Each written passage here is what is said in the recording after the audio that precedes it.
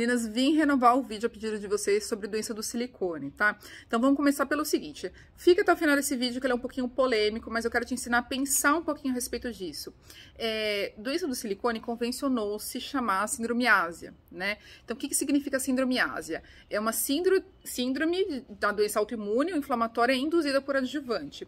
No nosso caso da cirurgia plástica, o adjuvante seria o silicone, que até um tempo atrás a gente achava que era totalmente inerte. Hoje em dia a gente sabe que não. Ele pode realmente funcionar como um gatilho para essa síndrome, tá? Os adjuvantes, só o silicone é adjuvante? Não, tá? Então a gente sabe que tem algumas partículas de vacina, alguns vírus, hormônio, algumas outras proteínas que podem funcionar como adjuvante também. O que é um adjuvante? Originalmente eram substâncias colocadas em vacina para poder baratear a vacina. Então, como é que funciona mais ou menos? Você tem lá, você vai colocar uma partículazinha do vírus para você desenvolver uma imunidade daquele vírus. Junto, você colocaria uma outra partícula de um adjuvante que vai dar um up na sua imunidade. Ela vai fazer seu sistema imune responder mais àquela vacina com uma dose menor de vírus, por exemplo. Então, isso é o adjuvante originalmente, tá? Então, a gente viu que algumas outras substâncias podem fazer o seu sistema imune responder de forma exagerada, né? Uma dessas substâncias é o silicone. Em todo mundo? Não. Em quem tem predisposição genética, né? Então, quem tem uma predisposição genética pode responder mal ao silicone, né? Então, a síndrome ásia, o que a gente sabe hoje em dia, que ela é rara, né? A grande maioria das mulheres tem prótese de silicone e não apresenta alteração devido a ela, né? Por que eu acho importante a gente falar desse assunto?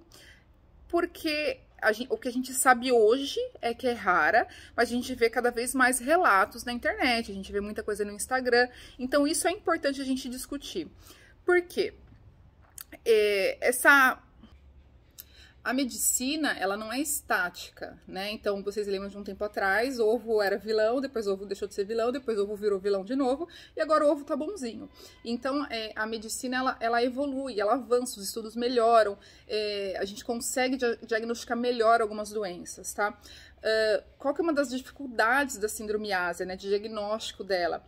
Os sintomas são muito inespecíficos, né? Então, o que a gente precisaria para diagnosticar uma doença de silicone? A gente precisaria pôr um silicone, né? E que depois dessa colocação da prótese de silicone, você passe a ter alguns sintomas, né? Então, por exemplo, dor muscular, dor nas juntas, fadiga, né? Que é um cansaço crônico, perda de cabelo, perda de memória, dificuldade de dormir. E aí que torna-se difícil o diagnóstico da doença. Posso te explicar. Eu não tenho silicone, mas passei os últimos 2 anos em pandemia. Tive há 3 anos um filho. Tenho todos esses sintomas. Então, eu tenho cansaço, eu tenho dor nas juntas, eu tenho dor no corpo, eu tenho queda de cabelo, eu tenho dificuldade de sono, né? Só que eu não tenho silicone. Se eu tivesse colocado uma prótese de silicone antes disso tudo começar, como era a minha programação antes de eu engravidar, eu poderia talvez associar que esses sintomas pudessem estar vindo da prótese. Então, é difícil o diagnóstico por isso, porque muitas coisas nas nossas vidas podem gerar esses sintomas, né? Não só a prótese de silicone. Então, fica difícil você estabelecer um nexo causal. Falar assim, olha, colocou a prótese e a partir daí realmente foi a prótese que causou essas alterações, né? Então, isso é difícil de você diagnosticar, porque esses sintomas que eu citei são muito comuns a toda a população. Então, mesmo quem não tem prótese, como é o meu caso, pode manifestar sintomas dessa síndrome, né? Outra coisa que fica difícil o diagnóstico, ainda mais num país como o Brasil, que a gente tem um calendário vacinal extenso, né? Te falei que algumas vacinas podem gerar essa síndrome, né? Como é que eu consigo jurar por Deus que a paciente colocou a prótese de silicone e começou com alguns sintomas, que ela não possa ter feito isso depois de alguma vacina que ela possa ter tomado, né? Então, eu quero explicar para vocês por que é difícil o diagnóstico.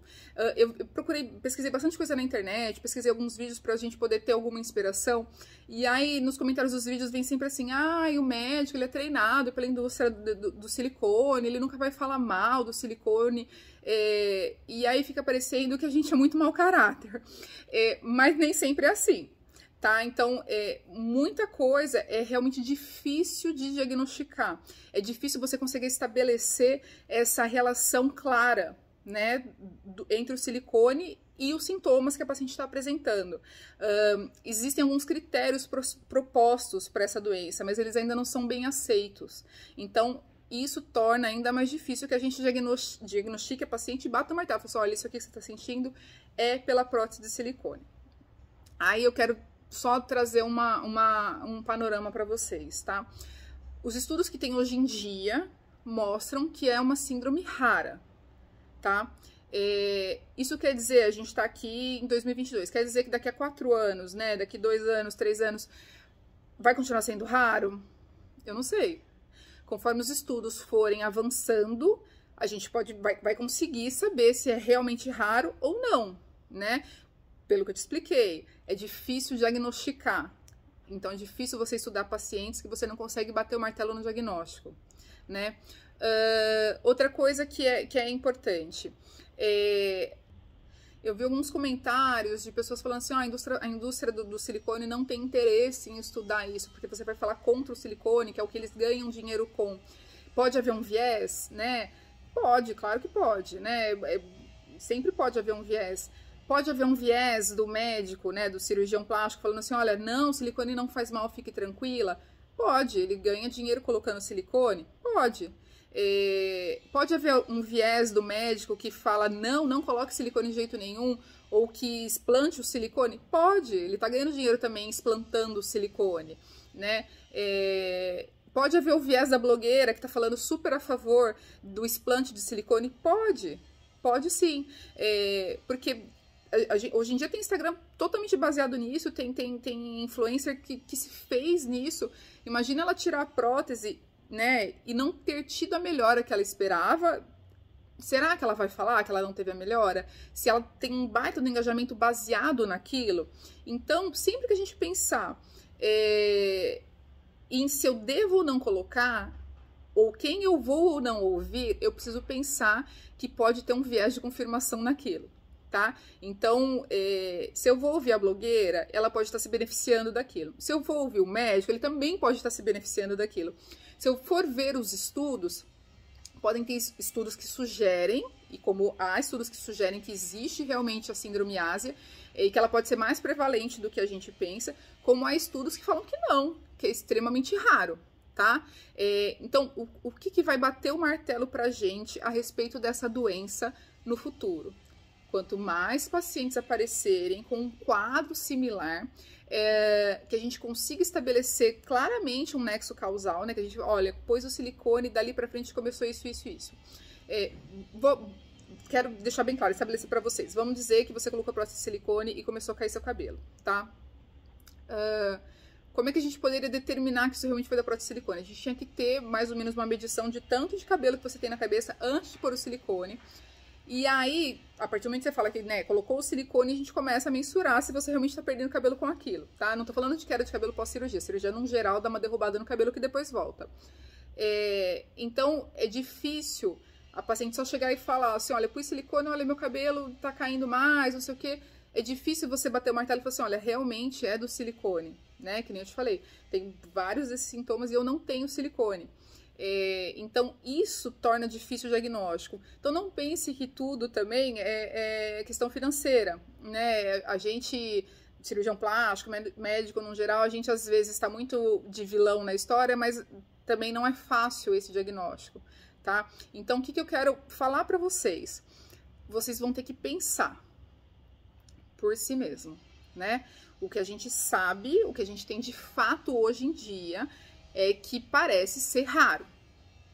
Será que daqui a 2 anos ainda vai ser raro? Eu não sei te falar. Então, depende de mais estudos saírem, tá? O que eu quero que vocês tenham consciência e que eu acho super válido. Prótese de silicone não é mais como era um tempo atrás, que parecia que era você ir no salão trocar cor de cabelo. Então, quando a gente faz uma indicação, quando a gente decide por uma prótese de silicone, a gente tem que ter muita consciência do que a gente está topando, tá? Tô topando um peito maior, um peito com mais forma, mas eu também tô topando a chance de ter uma contratura capsular, eu também tô topando a chance de ter um seroma, eu também tô topando a chance de eu ter que mexer nessa prótese daqui a alguns anos, porque as próteses não são vitalícias, tá? Então, eu tô topando possivelmente uma nova cirurgia, eu tô topando possivelmente uma sindromiásia, eu posso estar topando um Rippling, né, uma ondulação na prótese, então... Também posso estar topando me sentir mais confiante, com mais autoestima, posso estar topando um decote mais bonito, mas quando a gente topa uma coisa, a gente está topando várias outras coisas nesse caminho, tá? Então, as coisas elas não são tão simples quanto a gente acreditava que elas eram alguns anos atrás. Então, esse vídeo aqui é para trazer com bastante sinceridade para vocês o que a gente tem de estudo até agora, tá? E não é para ser nem a favor nem contra a prótese de silicone, né? Porque o que eu acho que é importante, o que eu gosto de fazer com as minhas meninas e como eu gosto de ser tratada. Eu acho que a gente tem que ter os fatos e a gente pensar a partir daqueles fatos e ver se aquilo combina com a gente ou não. Justamente por causa disso que eu te falei. A hora que você topa por uma prótese de silicone, você topa toda uma cadeia de eventos que pode acontecer. Então, meninas, o que eu quero trazer aqui é um alerta, é um pedido para que vocês pensem com carinho, para vocês não tratarem cirurgia plástica nem prótese de silicone como se fosse ir ali colocar uma unha gel, não gostei, tiro, porque é uma decisão importante da vida de vocês. Então, muitos fatores podem estar associados, tá? Reiterando, o que a gente sabe hoje é que a maioria das próteses de silicone vai muito bem e que a sindromiásia pode estar relacionada, né, mais propensa em pacientes que tenham história familiar de doença autoimune. Então, lúpus, artrite reumatoide, Sjögren. Então, essas pacientes podem ter mais tendência a desenvolver doença do silicone, tá? Isso é o que a gente tem hoje em 2022. Doutora, então eu devo colocar uma prótese? Você com seu médico que vai decidir os riscos e os benefícios, tá? Doutor, então eu devo tirar meu silicone? Quem não tá sentindo nada, eu não correria para tirar o silicone. Porque também não é uma garantia de que você vai tirar e sua vida vai ser diferente, tá bom? Importante falar também que a hora que a gente tira a prótese de silicone, a mama não é mais como ela era quando você colocou, tá? A prótese, ela faz uma pressão na mama e o tecido vai se afinando com o tempo. Então, você simplesmente retirar a prótese, geralmente não é tão simples, tá? A mama fica bem flácida. Então, quando a gente vai fazer um explante de silicone, normalmente precisa pensar em mastopexia se a gente estiver preocupado com a estética. Tá bom, meninas? Acho que é isso que eu queria conversar com vocês, falar um pouquinho a respeito disso que é tão polêmico. Dar esse alerta e sempre pedir para vocês tratarem a cirurgia plástica com muita responsabilidade, com muita praticidade e pensando na vida real. Vamos tirar a plástica desse mundo dos sonhos, tá bom? Fiquem com Deus, um beijo!